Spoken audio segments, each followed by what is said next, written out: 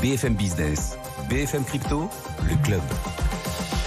Nos experts ils viennent de s'installer confortablement. Grégory Raymond, rédacteur en chef et cofondateur de The Big Whale, le nouveau média crypto. Bonjour Grégory. Salut Guillaume. Bienvenue. Adli Takalbataï, salut Adli. Bonjour. Bienvenue, président du Cercle du Coin, associé fondateur de Shift Capital. Vous voyez dans la déroute de FTX, vous y voyez un échec de plus de la finance centralisée. Vous nous direz qui tire les marrons du feu en ce moment. Et Xavier Fenot qui nous accompagne aussi depuis Interactive Trading. Bonjour Xavier. Bonjour Guillaume. Merci d'être présent au rendez-vous aujourd'hui Xavier. Ce Bitcoin toujours scotché en ce moment, 16 605 $.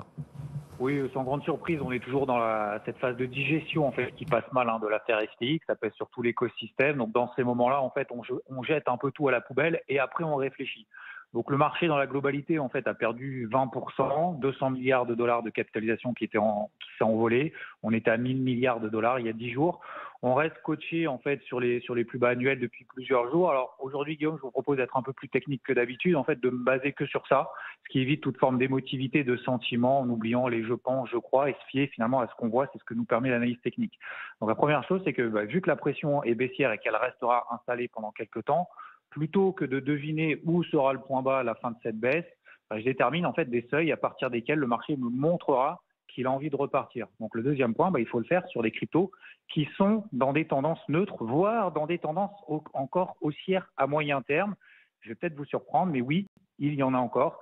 Ce sont ces cryptos en fait qui tiennent finalement des niveaux clés qui ont déjà permis de réagir positivement dans le passé. On va prendre les deux grosses que tout le monde connaît.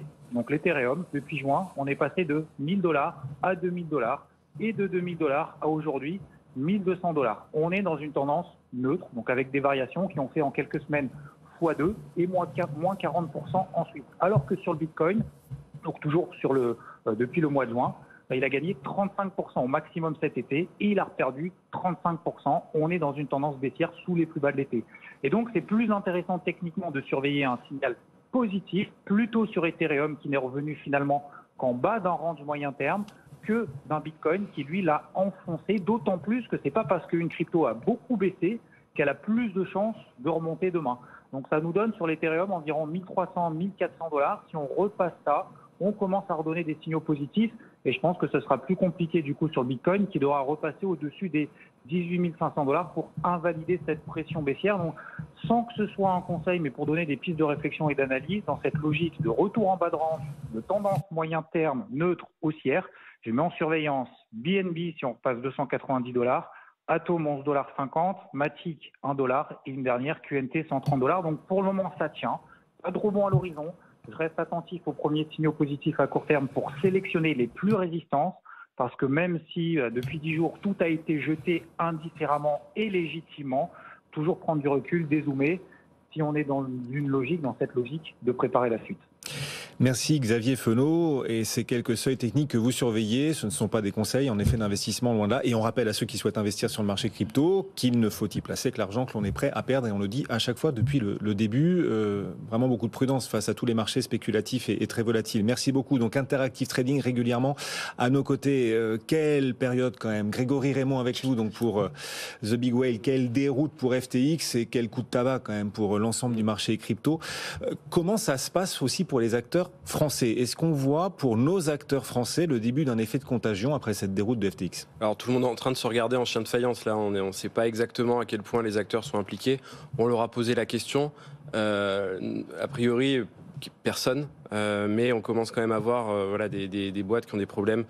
Hier, on apprenait que le Trading du Coin, une société d'investissement qui est assez proche du Journal du Coin, qui est un média spécialisé, cette entreprise s'est retrouvée bloquée dans FTX. Enfin, les fonds des clients sont bloqués dans FTX. Il y a des pertes de 10 millions d'euros, donc c'est quand même significatif. Et là, ce matin, on a appris que les livrets crypto de CoinHouse, donc c'était des livrets spéciaux, des livrets d'épargne, on donnait des cryptos, on nous assurait un rendement, en tout cas on nous proposait un rendement intéressant à partir des cryptos. un des produits, une des contreparties qui était utilisée pour procurer du rendement, en fait, est dépendante d'FTX. Elle s'appelle Genesis. Elle a interrompu les retraits hier et donc fatalement, les retraits chez CoinHouse sur ces livrets sont interrompus aussi et l'investissement a été stoppé. Ça ne veut pas dire que les fonds... On connaît les montants en jeu chez CoinHouse? Non, j'ai posé la question ce matin. On ne connaît pas les montants. On sait que ça concerne moins de 10 000 clients. Mais voilà, mais attention, voilà, ça ne veut pas dire que CoinHouse cesse de fonctionner. C'est juste un des produits de CoinHouse. Peut-être que ça va reprendre, mais tout est lié à la santé, à la solvabilité de Genesis. S'ils arrivent à trouver des liquidités, oui, les choses pourront reprendre leur ordre normal. Mais là, pour l'instant, il y a un vrai risque. Oui, et on découvre donc toutes les ramifications au fur et à mesure. CoinHouse, dont l'un des produits semble pour l'instant en difficulté dans la mesure où les retraits sont impossibles, on verra pendant combien de temps, si ça dure. Mais bon, CoinHouse, c'est une belle marque, entre guillemets, dans cet écosystème crypto français, c'est un PSAN. Bah oui, c'est un PSAN. Et au niveau de la conformité, c'est censé être l'acteur français le plus solide à ce niveau-là. Donc c'est sûr que pour l'image de marque, ça met un sacré coup. Et on imagine que les autres acteurs français se regardent en chien de faïence en se demandant quels seront les prochains. Exactement. Après, moi, ça me semble étonnant qu'il y ait que 2 acteurs qui soient touchés par cette affaire FTX, parce que FTX était tellement systémique, ça serait pas étonnant qu'il y ait plus de dégâts que ça. Bon, pour l'instant, visiblement, c'est pas le cas, mais on verra bien. Et puis vous connaissez l'adage de Warren Buffett, hein, c'est quand la mer se retire qu'on voit qu'il se baignait tout nu. Là, commence à y avoir des problèmes dans des boîtes qui sont tout un peu imbriquées les unes avec les autres. C'était une plage nudiste, là. C'était une plage entière. Ah oui, là, il y a beaucoup de nudistes, là. Ouais. Mais bon, pas encore forcément en France. Comment se produit cet effet de contagion entre les plateformes, ces liens, toutes ces ramifications avec FTX? Comment ça marche? C'est parce que tout le monde est imbriqué et aussi FTX proposait des rendements tellement intéressants. C'était très intéressant d'aller chez eux. On peut pas vraiment jeter la pierre aux acteurs, si ce n'est que il faut pas mettre tous ses œufs dans le même panier. Utiliser FTX, bon, aujourd'hui on sait que c'était pas une bonne chose, mais avant que tout éclate, est-ce que c'était bien de tout mettre chez FTX? Je pense pas. On a une recommandation à formuler pour les auditeurs, les téléspectateurs, les investisseurs en crypto, vos lecteurs chez The Big Whale. Tout ce qui se dit de ces derniers jours, c'est retirer votre argent des plateformes d'échange centralisées, mettez-les sur un ledger ou sur un trésor, ou en tout cas sur un wallet que vous êtes le seul à contrôler. Bon, par contre, c'est un peu à double tranchant, parce que si on retire toutes des plateformes d'échange, en fait, certaines risquent de faire faillite. Donc là, qu'est-ce qu'il faut faire? Voilà, je sais pas. Que fait l'AMF? Parce qu'il y a un certain nombre de PSAN, donc en tout cas, CoinHouse, c'est le premier PSAN. C'est le premier, concerné. On verra s'il y en a d'autres. L'AMF est en train de contacter peu à peu les différentes plateformes françaises? Alors oui, l'AMF a contacté un peu tout le monde pour savoir un peu quelles étaient les implications d'FTX dans leur business. Je pense pas qu'il y ait vraiment des conséquences, parce que le PSAN, l'enregistrement PSAN, il sert surtout à contrôler le blanchiment, le financement du terrorisme, tout ce qui est fonds propres, liquidité. L'enregistrement n'est pas compétent pour ça. À la limite, si on pouvait trouver un angle d'attaque avec l'enregistrement PSAN, ça serait le problème sur la compétence des dirigeants des entreprises. Mais bon, voilà, c'est la seule chose. Mais par contre, avec l'agrément PSAN, qui sera nécessaire pour après faire partie de MiCA, alors oui, là, effectivement, il y a des niveaux de fonds propres qui vont être demandés, et surtout, il y aura un droit de recours proposé aux clients, ce qui n'est pas le cas aujourd'hui. Et vous disiez, mettez vos cryptos sur des wallets que vous maîtrisez vous-même. On pense forcément, alors pour le coup, un champion français, à Ledger. Est-ce que Ledger est en train de sortir gagnant, ou va sortir gagnant, ce qui est en train de se passer? C'est incontestablement le gagnant de ce qui est en train de se passer, oui. Et là, c'est la fête chez eux. Ils vendent à peu près quelques milliers de wallets par jour. Là, c'est des dizaines de milliers par jour. Ils sont sur des chiffres complètement historiques. Et ils ont passé la barre des 5,5 millions de Ledger Nano vendus depuis leur lancement. Et ces dernières semaines, il y a 1 million le logiciel Ledger Live, qui permet de gérer sur son ordinateur ou son smartphone, donc son Ledger Wallet, il a été téléchargé plus d'1 million de fois. Donc c'est vraiment significatif. Et bon, voilà, en tout cas, il y a au moins des bonnes nouvelles pour nos acteurs français. Il va falloir tenir les cadences de production là, face à la demande. C'est comme Airbus. Attention, Airbus, pendant une période, a eu du mal à tenir les cadences de production pour fabriquer assez d'avions face à la demande. Ledger, même problème peut-être bientôt. Eh bien non. On a eu Pascal Gauthier, le CEO de Ledger, en interview exclusive ce matin dans The Big Whale, et il nous disait on est préparé préparé à ça, on savait que ça allait arriver et il fallait être prêt à dégainer. Effectivement, quand un gros exchange fait faillite, c'est là que Ledger peut faire son beurre, hein, donc il faut être prêt, ils ont été prêts et voilà, ça fonctionne. En tout cas, on peut saluer leur gestion. Ledger qui pourrait tirer les mains du feu, peut-être aussi Binance, je sais pas. Alors c'est une plateforme centralisée, c'est vrai, mais son patron CZ communique énormément et il annonce que Binance publiera ses réserves dans 2 semaines. Le Proof of Reserve, ce sera la solution pour rassurer autour du business model des plateformes centralisées? Potentiellement oui, mais il faut savoir comment ça sera fait. Est-ce que ça sera juste les plateformes qui vont dire bon bah voilà, j'ai tant d'actifs en réserve et tout, vous pouvez me faire confiance? Non, il faut voir les dettes aussi. Il y a tout ça, et puis surtout que les réserves, ça donne un état de la réserve certes, mais à un instant T qui nous dit que 2 jours après, ils vont pas faire un prêt à un autre exchange. Donc c'est pas la solution magique. Hein. Ah oui, vous dites le proof of reserve n'apportera aucune garantie en fait aux investisseurs. Il faut que ce soit bien fait. Il faut qu'il y ait plein de détails, que tout soit sourcé et qu'il y ait un cabinet d'audit qui mette son tampon, par exemple. Oui. Et ces preuves de réserve, vous le dites aussi, n'incluent pas les dettes des exchanges. Pour l'instant, il n'y a pas de standard de preuves de réserve. Il faut qu'on en installe des solides. Et effectivement, oui. Voilà, avec ce genre de choses. Vous avez vu des signaux un peu étranges entre certaines plateformes pour justement essayer de mettre en place une forme de preuve de réserve? Exactement. Il y a quelques jours, on a appris que Crypto.com avait envoyé par erreur l'équivalent de 300 ou 400 millions de dollars en Ether à une autre plateforme qui s'appelle Get.io, et cette plateforme lui a renvoyé très rapidement après la même somme. Est-ce que c'était pour aider Get.io à valider une preuve de réserve? On ne sait pas. En tout cas, ils ont démenti. Mais avec tout ce qui se passe en ce moment, c'est difficile d'y voir une simple coïncidence. Adli Takalbataï est aussi avec nous, donc merci Adli d'être présent. Comment se fait-il que des tragédies comme celle à laquelle on assiste jour après jour puissent encore se produire? John Ray, expert en restructuration et qui remplace Sam Bankman-Fried à la tête du courtier FTX, s'est exprimé tout à l'heure. Il a dit: jamais dans ma carrière je n'ai vu un tel niveau d'échec dans les contrôles internes, ni une telle absence de fiabilité dans les informations financières.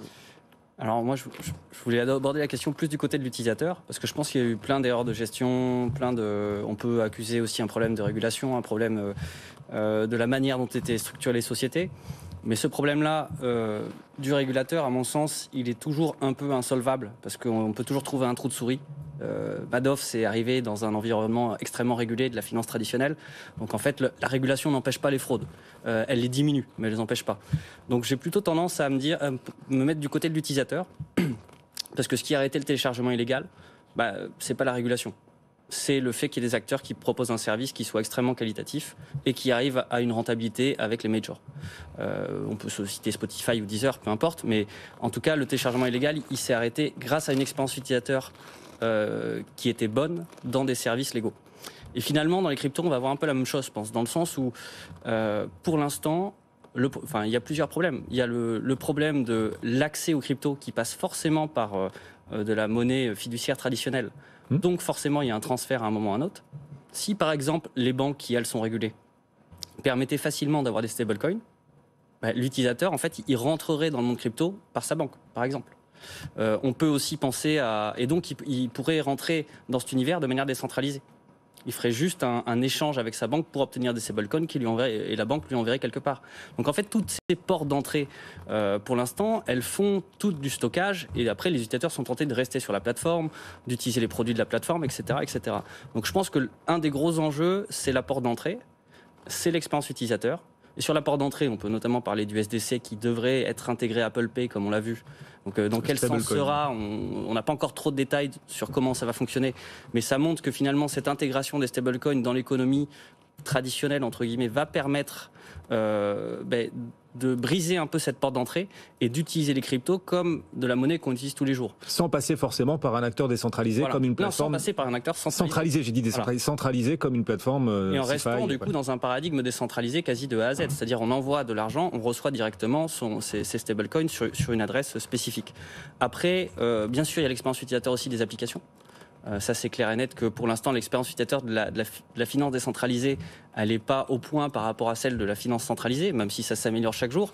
Il y a plein de gens qui ont des difficultés à utiliser Ledger, il faut le dire, même si c'est un bon produit d'un point de vue hardware, tech, etc. D'un point de vue expérience utilisateur, il y a encore beaucoup de gens qui ont des soucis et qui ont peur d'utiliser un Ledger. Ça s'est quand même pas mal amélioré ces dernières années, notamment avec le logiciel Ledger Live. Voilà, il y a quand même eu beaucoup de travail. Et après, il y a aussi la responsabilité, c'est-à-dire que quand j'ai moi-même mes clés, j'en suis 100% responsable. Donc qu'est-ce qu'il n'y a pas aussi des entre-deux de custodian qui n'existent pas encore, qui serait une bonne solution, c'est-à-dire quelque chose qui permet de stocker ces cryptos mais pas de les échanger, dont le boulot serait juste de stocker les cryptos, parce qu'en fait pour l'instant il y en a très peu. Il y en a pour les institutionnels utilisent des custodians dans les cryptos, certains sont régulés, etc. Mais pour les retail, il n'y en a pas encore beaucoup. Même si le must, c'est toujours d'avoir ses clés, on peut comprendre que des gens souhaitent ne pas avoir leurs clés. Et dans ce cas-là, il pourrait y avoir un intérêt à avoir des acteurs dans cet entre-deux, de gens qui ne souhaiteraient pas les mettre sur des exchanges, mais chez des custodians. Ce qui répliquerait un peu la finance traditionnelle, finalement, parce que dans la finance traditionnelle, les fonds et les plateformes d'échange sont séparés. C'est-à-dire que les fonds, ils sont séquestrés chez des acteurs et les plateformes d'échange, elles n'exécutent que les ordres. Il y a une étanchéité. Voilà. Donc on va peut-être voir ces modèles se répliquer dans la crypto. Et justement, c'est ce que Pascal Gauthier, il plaide. Pascal Gauthier, c'est le patron de Ledger. Bon, après, il prêche pour sa paroisse, bien sûr, mais oui, effectivement, il faut absolument que les plateformes d'échange ne stockent pas les fonds qui se concentrent sur leur métier principal, qui est l'échange. Et il n'y aurait pas eu ces soucis avec FTX. Et après, il y a deux autres choses, c'est les rendements proposés. Oui. On n'a pas assez la culture de se demander d'où vient le rendement. Parce que c'est vrai que dans cet univers, il y a des promesses de rendement absolument gigantesques qu'on ne voit pas ailleurs. Et ça, c'est un conseil pour n'importe quel, finalement. Oui. Dès qu'il y a un rendement élevé, il faut savoir d'où il vient. Le risque est proportionnel. Voilà. Les exchanges disent très peu d'où vient ce rendement qu'ils promettent.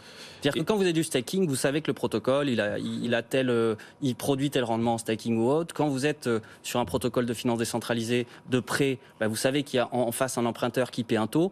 Mais quand FTX vous dit vous allez gagner 5 à 8% sur vos cryptos que vous laissez chez nous, vous savez rien. Tout le monde se doute que c'est du prêt. Mais il n'y a pas la transparence sur cette production. S'il y avait en face l'éducation, éducation financière suffisante chez l'investisseur, à la limite, ça limiterait un certain... Voilà, ça permettrait de réduire un peu les risques. C'est là où je pense que il n'y a même pas l'éducation financière. C'est plus efficace, en tout cas, d'essayer d'éduquer, ce que vous faites par exemple ici, que la régulation. Parce que la régulation, ce qui se passe actuellement, c'est que les acteurs, ils vont justement dans des juridictions favorables qui sont souvent très peu protectrices. Parce que les juridictions qui pourraient être protectrices prennent soit des mauvais choix, soit sont trop lentes à bouger. Alors que si on avait par exemple beaucoup plus de sandbox avec des acteurs qui seraient surveillés par un régulateur sans que la régulation soit encore là, on pourrait avoir beaucoup plus d'acteurs qui resteraient dans des pays comme la France ou ailleurs. Et là, ce qui s'est passé, sur les FTX, il y a des gens qui ont témoigné sur Twitter. Je suis allé sur FTX parce que maintenant que Binance et Psan, on ne peut plus accéder aux produits dérivés. Et moi, j'ai envie de jouer avec des produits dérivés. Et grand bien lui fasse, s'il a envie de jouer avec des produits dérivés, même si ce n'est pas un spécialiste, et s'il a envie de le faire, je ne vois pas pourquoi on devrait lui interdire. Et finalement, c'est aussi la restriction des services, la restriction de l'accès à des potentiels services financiers avec des bons rendements, etc., qui peuvent aussi faire que les utilisateurs, dans tous les cas, vont aller dans les trous de souris. Où il y a les produits qu'ils souhaitent. Catch me if you can. Mais à la fin, ça peut coûter très cher. Grégory. Mais par rapport à la régulation, je sais que MiCA n'est pas un texte qui est forcément parfait, mais si MiCA avait été en fonction actuellement, FTX, on n'aurait pas pu avoir accès à FTX en tant qu'Européen. Et pour qu'FTX soit disponible en Europe, il aurait dû avoir un agrément. Donc en fait, cette histoire ne serait peut-être pas arrivée. Mais on ferait comme les Américains. On utiliserait des VPN. Je veux dire, des Américains qui utilisent toutes les cryptos. Mais non, parce qu'il aurait fallu faire un KYC à l'inscription. Et moi j'ai une carte d'identité française, un passeport français, donc j'aurais pas pu m'inscrire comme ça. Là, il y a plus de complexité. Et bon, si je veux tromper absolument la plateforme à ce niveau-là, si j'ai des pertes, après je peux m'en prendre qu'à moi-même. Mais voilà, la régulation, il n'y a pas que du mal dedans. Ah non, mais moi je suis juste que qu'il y a des autorités, pourquoi pas. Ce que je comprends pas, c'est pourquoi on fait pas plus de sandbox où il y a une collaboration en fait avec des acteurs, une surveillance de ces acteurs-là par les régulateurs pour établir ce qui sera la bonne régulation. Parce que finalement, la régulation, elle doit naître avec les services, elle ne doit pas pré-encadrer les services. Sinon, on se retrouve avec des choses en retard, déjà sur le temps. Exemple, les ICO. On a fait une super régulation ICO en France. Il n'y a plus d'ICO quasiment. Enfin, en tout cas, non, mais il y en a encore. Mais, ce que je veux dire, c'est que c'est plus du tout le même format, etc. Elle n'est pas adaptée au format actuel qui est différent de celui de 2017. Est-ce qu'il faut mettre fin aux tokens natifs des plateformes d'échange, par exemple ? Et ça repose souvent sur rien. Pas nécessairement, mais en tout cas, il ne faut pas que les plateformes d'échange fassent des prêts en mettant ces tokens-là en garantie. Parce que c'est un peu la banque centrale qui imprime ses billets. C'est un peu le même problème. Donc si c'est pas backé, si c'est de la monnaie de singe, comme c'était un peu le cas pour FTX, là, ça pose un problème. Mais le BNB de Binance, CZ, le patron de Binance, a communiqué plusieurs fois en disant qu'il n'avait jamais utilisé le BNB en collatéral. Bon, si c'est vrai, oui, là, pour moi, il n'y a pas de problème. C'est un token aussi communautaire, ça a du sens. Et après, c'est le sizing aussi le problème. C'est-à-dire que sur le cas d'FTT pour FTX, la grande majorité des tokens étaient détenus par FTX et Alameda. Et c'est là où ça pose énormément de problèmes. Si c'est un token qui est très liquide et que c'est une faible partie qui est prêtée et qu'en plus il y a déjà un gros marché sur ce token comme le BNB, ça poserait déjà un peu moins de problèmes. Mais clairement, c'est pas le truc le plus recommandable. Et après, l'enseignement vraiment de tout ça, c'est les adages de la crypto de base. C'est don't trust, verify, quoi. Et c'est toujours pareil. Il faut pas croire les acteurs. Et là, on a une démonstration, mais de haut rang, parce que quand on voit ce que dit SBF sur Twitter quelques jours le patron pendant le d'FTX. crash, pendant le crash et après le crash, et qu'on voit que c'est vraiment des mensonges à répétition. Qu'est-ce qu'il a dit juste coup, il assume, limite, il assume le patron d'FTX. Alors là, il a reparlé récemment en disant oui, j'ai dit des mensonges, plus ou moins en plus. Après, il y en a certains qui ne veulent pas avouer, mais il disait il y a de quoi couvrir les clients, il n'y a pas de problème, etc. Enfin, c'est quand même absolument dingue. Et là, quand CZ, le patron de Binance, nous dit j'ai pas fait de prêt, etc., on peut croire que sa parole. C'est quand même extrêmement problématique. Non, bien sûr. Et il faut revenir au fondement de la crypto, don't trust, verify, donc essayer de comprendre les choses, de détenir soi-même sa crypto, et l'environnement va sûrement évoluer avec cette suspicion constante, et ça c'est plutôt bénéfique. Et SBF, on l'avait interviewé 2 semaines avant le crash, et on lui avait posé la question, mais quand même vous êtes critiqué par rapport à certaines pratiques et tout. Il disait non, nous n'utilisons pas les fonds des clients. Enfin, il disait ça texto. On a une trésorerie d'entre 1 et 4 milliards de dollars pour faire des acquisitions. Enfin, à croire qu'il n'était pas du tout contrôlé par ses actionnaires, et pourtant il a levé des millions et des millions et des millions. Mais que faisaient ces gens-là, quoi? Il a dit allez vous faire, entre guillemets, aux gens qui lui ont demandé de mettre un board pendant les levées d'avant. Mais on est certain que la DeFi, en l'occurrence la finance décentralisée, les plateformes décentralisées, elles apporteraient des garanties, seraient forcément plus sûres, obligatoirement. Elles sont transparentes en fait. Donc il peut y avoir il peut y avoir un hack, c'est déjà arrivé. Mais bon, les grandes plateformes où il y a beaucoup d'argent qui durent longtemps, théoriquement, ont moins de chances de se faire hacker parce que elles sont là depuis longtemps et il y a de quoi croquer, entre guillemets, depuis longtemps. Et après, oui, tout est auditable. C'est-à-dire, dès qu'il y a un hack dans la finance décentralisée, le hacker, il est suivi. On sait exactement quelle brèche il a utilisé. Voilà, c'est ça. Et on peut voir venir les choses parce qu'à chaque fois, là, on découvre après coup. C'est ça. Dans la finance décentralisée, vous dites non, on peut voir venir les choses. Il y a eu des loups aussi, bien sûr. Mais ils sont moindres. Ils sont moindres et tout est public. C'est-à-dire que s'il y a de la surveillance finalement collective, et ce qui se passe généralement, parce qu'il y a de l'argent en jeu, finalement tout se passe bien. Ouais, tout est tracé dans la blockchain. On voit les dettes aussi. On voit les dettes, ce qu'on ne pouvait pas voir chez FTX. Oui, les protocoles DeFi, on connaît les bad debts. Il y a quelques protocoles DeFi où les liquidations se passent mal et du coup ils ont un peu de la dette pourrie en quelque sorte. Tout est transparent. Certaines plateformes DeFi d'investissement profitent de la crise actuelle. On pense à Uniswap. Oui, volume énorme et sur surtout, Uniswap. Exactement. DYDX, qui est un échange décentralisé, et JMX, qui sont des échanges où vous pouvez placer des ordres, pas comme Uniswap, où juste vous échangez une crypto pour une autre. Ouais. Mais par contre, certes, ça profite, mais il y a quand même une peur ambiante sur le marché. Oui. La tendance est plutôt à tout retirer et surtout ne rien faire avec en attendant que ça se calme. Oui, ceux qui profitent sur un navire qui est en train, j'allais dire, de ralentir. Quelle période? Voilà. Depuis 6 mois, on est habitué. Hein. C'est sûr, là, ça tanne le cuir. Oui, exactement. Chaud, ce marché. À la baleine, à le cuir tanné, là. Ce big whale. Merci beaucoup, Grégory Raymond et Ali Takalbata, et nos experts crypto aujourd'hui. Ali Takalbata est président du Cercle du Coin, associé de Shift Capital. Grégory Raymond, The Big Whale, donc le nouveau média crypto, rédacteur en chef et cofondateur avec Raphaël Bloch. Bon retour, messieurs.